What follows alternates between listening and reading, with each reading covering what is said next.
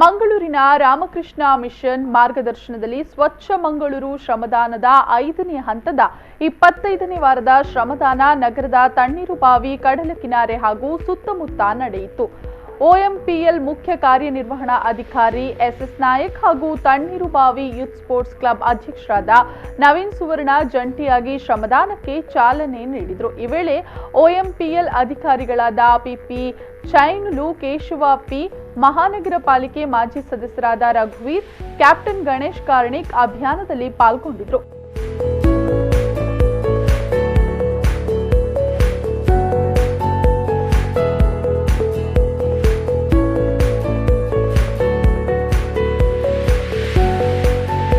ಸುಮಾರು 250 ಕಾರ್ಯಕರ್ತರು ಅಭಿಯಾನದ ಸಂಚಾಲಕ ಸ್ವಾಮಿ ಏಕಗಮ್ಯಾನಂದಜಿ ನಿರ್ದೇಶನದಂತೆ ಕಡಲ ಕಿನಾರೆಯಲ್ಲಿ ಸ್ವಚ್ಛತೆಯನ್ನ ಕೈಗೊಂಡರು. ಅಭಿಯಾನದ ಪ್ರಮುಖ ದಿಲ್ರಾಜ್ ಆಳ್ವ ನೇತೃತ್ವದಲ್ಲಿ ಬೀಚ್ಗೆ ಬರುವ ಪ್ರಮುಖ ರಸ್ತೆಗಳ ಬದಿಗಳಲ್ಲಿ ಅನೇಕ ದಿನಗಳಿಂದ ಬಿದ್ದಿದ್ದಂತಹ ತ್ಯಾಜ್ಯ ಸಹಿತ ಕಲ್ಲು ಮಣ್ಣುಗಳ ರಾಶಿಯನ್ನ JCB ಸಹಾಯದಿಂದ ಸ್ವಚ್ಛವನ್ನ ಮಾಡಲಾಯಿತು. ಶ್ರಮದಾನದ ಮೂಲಕ ಸುಮಾರು 5 ಲೋಡ್ಗಳಷ್ಟು ತ್ಯಾಜ್ಯ ತೆರವುಗೊಳಿಸಲಾಯಿತು.